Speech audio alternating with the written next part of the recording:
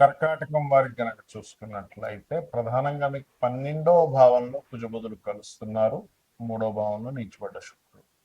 మరి ఈ యొక్క కాంబినేషన్ వల్ల మీకు కలిగే ఫలితాలు ఏమిటి, ఏ దేవత ఆరాధన చేసుకోవాలి, ఎటువంటి విషయాల పట్ల మీరు జాగ్రత్తగా ఉండాలనేటువంటి అంశాలు చెప్తుంది నేనైనప్పటికీ చెప్పిస్తుంది సాక్షాత్ లలిత అమ్మవారిగా భావిస్తూ ఆ లలితాంబిక అమ్మవారి యొక్క అనుగ్రహం మీకు పరిపూర్ణంగా కలగాలని మనస్ఫూర్తిగా కోరుకుంటూ, ఇక్కడ ఎప్పుడైతే మీకు ఈ 12వ భావం అనేటువంటి ఇన్వెస్ట్మెంట్ స్థానం అయితే, లగ్నంలో గురువు ఉన్నాడు, కంబస్థలాలు పోయాక చాలా బాగుంటుంది, దైవానుగ్రహం ఉంది, దట్ ఈస్ డిఫరెంట్ కేస్. 12వ స్థానంలో ఉండేటువంటి కుజబుధుడు ఏంటంటే ఉద్యోగంలో మార్పులు, చేసేటువంటి ఇన్వెస్ట్మెంట్స్ విషయంలో తప్పనిసరి ఖచ్చితంగా ఇన్వెస్ట్మెంట్ చేయాల్సిన పరిస్థితులు వస్తూ ఉంటాయి, గుర్తుపెట్టుకోండి. అలాగే మరొక విషయం ఏంటంటే ఇక్కడ గమనించినట్లయితే ఈ ఈ యొక్క 3వ భావంలో కూడా శుక్రుడు ఉన్నందుకు ముఖ్యంగా స్త్రీలతో లేదా ఏదైనా ఒక ఫైనాన్స్ రిలేటెడ్ సంబంధించిన డీలింగ్ విషయంలో మధ్యవర్తంగా ఉండే విషయాల్లో కాస్త జాగ్రత్తగా ఉండాలి, ఎవరితో మాట్లాడేటప్పుడు కానీ మధ్యవర్తంగా ఉండేటువంటి అంశాల్లో. అయితే ఇక్కడ ఒక పాజిటివ్ కూడా ఉంది, ఏంటంటే అది 4వ భావాధిపతి ఎప్పుడైతే శుక్రుడు 3వ భావంలో ఉంటూ 12వ స్థాన సంబంధంగా కలిగినప్పుడు, గతంలో ఎప్పటి నుంచో చూడండి, మనం ఒక వాహనం అమ్ముదాం అనుకుంటున్నాం, ప్రాపర్టీ అమ్మేద్దాం అనుకుంటున్నాం, అమ్మేసి ఇంకో దేనికో మనం దాన్ని మార్చుకోవాలంటే ధనాన్ని, అలాంటి వాటికి మాత్రం చాలా అనుకూలంగా ఉంది. కాకపోతే ఇన్వెస్ట్మెంట్ చేసేటప్పుడు చాలా చాలా చాలా కేర్గా ఉండండి. అందులో ముఖ్యంగా పంచమాధిపతి కుజుడు బుధుడితో కలిసి ఉన్నాడు కాబట్టి సంతానాన్ని విదేశాలకు పంపించే విషయంలో కానివ్వండి, మీరు విదేశాలకు వెళ్ళేటువంటి విషయంలో కానివ్వండి, మీరు ఏదైనా ఖర్చు పెట్టేటువంటి అంశంలో మనం ఒక్కోసారి ఎలా ఉంటుందంటే మనం వద్దనుకున్నా సరే ఖర్చు పెట్టాల్సి వస్తూ ఉంటుంది, అటువంటివి ఉంటూ ఉంటాయి. కాబట్టి మీరు కుజ బుధ శుక్ర గ్రహాల దగ్గర దీపారాధన చేయండి. ముఖ్యంగా ఫస్ట్ వీక్ చాలా జాగ్రత్తగా ఉండాలి ఖర్చు విషయంలో. ఇలాగనే చేసినట్లయితే అన్ని విధాలా మీకు బాగుంటుంది. మరియు సుబ్రహ్మణ్యేశ్వర స్వామి ఆరాధన చేయండి. అయితే ఈ కుజబుధులు ఫస్ట్ వీక్లో కలుస్తున్నారు కాబట్టి, అంటే దాదాపుగా 2-3 తారీఖుల నుంచి మనకి కుజుడు ఇందులోకి వెళ్తాడు. 2వ తేదీకి ఆల్రెడీ శుక్రుడు నీచబడుతున్నాడు. ఇలా ఉన్నందుకు ఏంటంటే, ఒకటి దేశకాల పరిస్థితుల్లో మనకు మొన్న ఢిల్లీలో జరిగినటువంటి సేమ్ అలాంటి సంఘటనే మరలా ఢిల్లీలో మళ్ళీ సేమ్ రిపీటెడ్గా కొంత గొడవలు లాగా రావడం, మొన్న జరిగినటువంటి ప్రొటెస్ట్ లాంటివి, అది మాత్రం ఎక్కువ రోజులు ఉండకుండా, ఎందుకంటే 2 గ్రహాలు తక్కువ కాలం కలిసి ఉంటున్నాయి కాబట్టి తక్కువ కాలంలో మళ్ళీ అది రిజల్ట్ వెంటనే మారిపోవడం అనేది జరుగుతుంది, గుర్తుపెట్టుకోండి. అయితే ఇక్కడ మనకి రాహు వెళ్ళి కుజ నక్షత్రంలో కూడా ఉంటున్నాడు. అంటే అంతర్గతంగా కొన్ని శక్తులు కూడా ప్లాన్స్ వేస్తూ ఉంటాయి ఈ కుజ నక్షత్రంలోకి రాహు వెళ్తుండడం వల్ల, గుర్తుపెట్టుకోండి.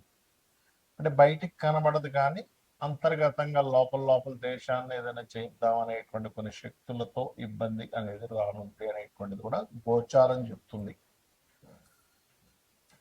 మరొక విషయం ఏంటంటే, మరి మనం చెప్పుకున్నాం ఏమండి కుజబుధులు కలిస్తే సర్పదోషము అని.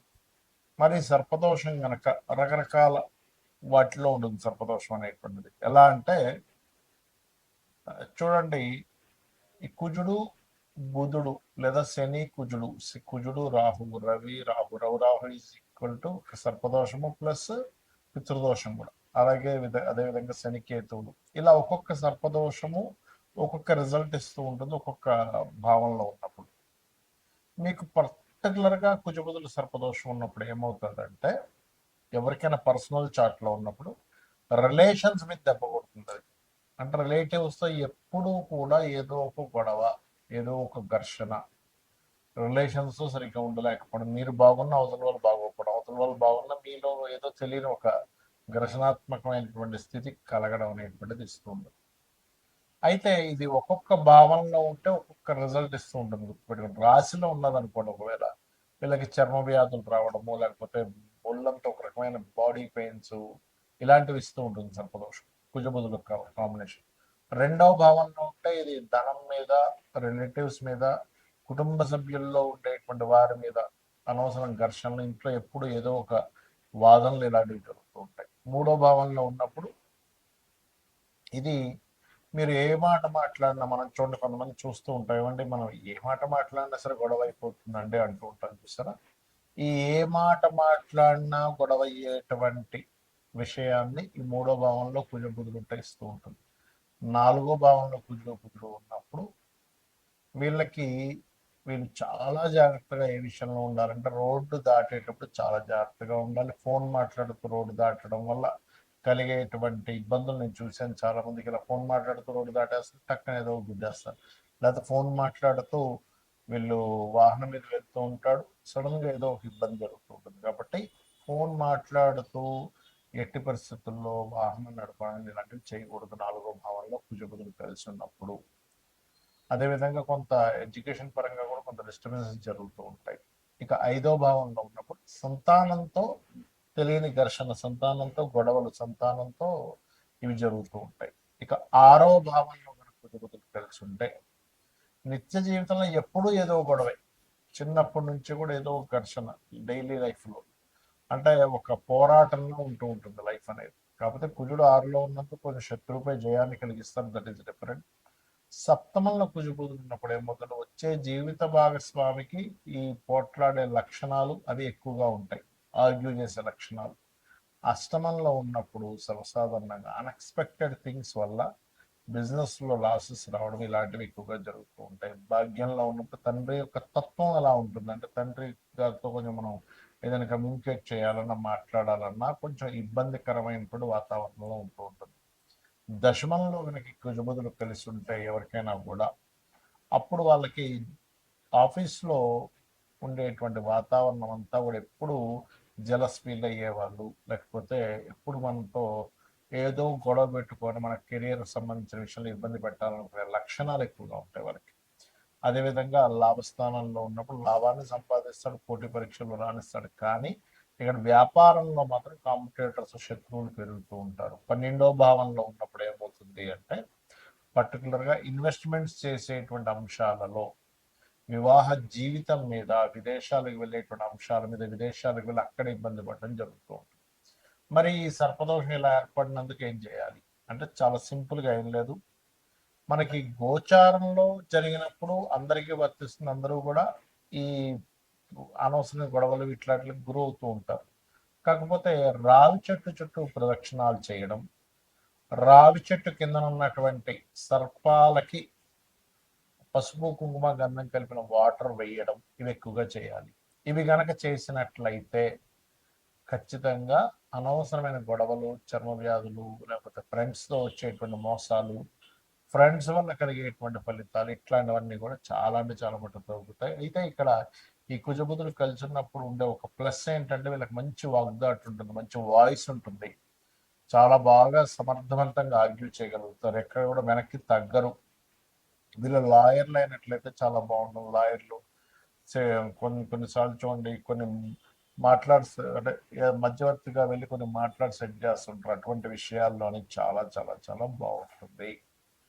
అయితే ఈ కుజబుధుల కాంబినేషన్ ఉన్నప్పుడు ఎక్కువగా కుజ బుధ గ్రహాల దగ్గర దీపారాధన చేయడము, విష్ణు సహస్రనామాలు శ్రవణం కానీ పఠనం కానీ చేయడము, లేనట్లయితే లక్ష్మీ నరసింహస్వామి యొక్క ఆరాధన చేయడము, రెగ్యులర్గా మీరు ఆంజనేయ స్వామి యొక్క ఆలయాలకు వెళ్ళడం ఎక్కువగా చేస్తుంటారు. అలా గనక చేసినట్లయితే ఖచ్చితంగా బాగుంటుంది, అందులో ఎటువంటి సందేహము లేదు, గుర్తుపెట్టుకోండి. ఇక మీరు ఈ కుజబుధులు కాకుండా మిగతా గ్రహాలు ఏవైతే మనం సర్పదోషాలు చెప్పుకున్నామో, అంటే శనికేతు, శని రాహు, రవి రాహు అంటే సర్పదోష ప్లస్ పితృదోష, కుజారాహు, లేనట్లయితే కుజకేతు స్వల్ప సర్పదోషమే, అదేవిధంగా మనకి శని కుజ అండ్ ఇట్లా ఈ కాంబినేషన్స్ ఏవైతే ఉన్నాయో, చంద్రరాహు కూడా, ఇది ఒక్కొక్క కాంబినేషన్స్ బట్టి, అది ఉండే భావాన్ని బట్టి, మీ జన్మజాతకంలో ఉండే పోర్ట్ఫోలియోస్ని బట్టి ఆ యొక్క గ్రహాలు ఇచ్చే రిజల్ట్స్ ఆ విధంగా ఉంటూ ఉంటాయి, గుర్తుపెట్టుకోండి. అయితే ఇక్కడ ఏంటి, ఏదో దోషమైనా మీకు అసలు ఆ మహాదశ వస్తుందా లేదా, ఇది చాలా ఇంపార్టెంట్. మహాదశే రావట్లేదు, ఏం చేసుకుంటాం, ఏ ఇబ్బంది ఉండదు, అంటే చిన్నప్పుడు అయిపోయిందండి, పెద్ద ఎఫెక్ట్ ఉండదు. ఎప్పుడో 100 ఏళ్ల తర్వాత వస్తుంది, ఎఫెక్ట్ ఉండదు. ఇది గుర్తు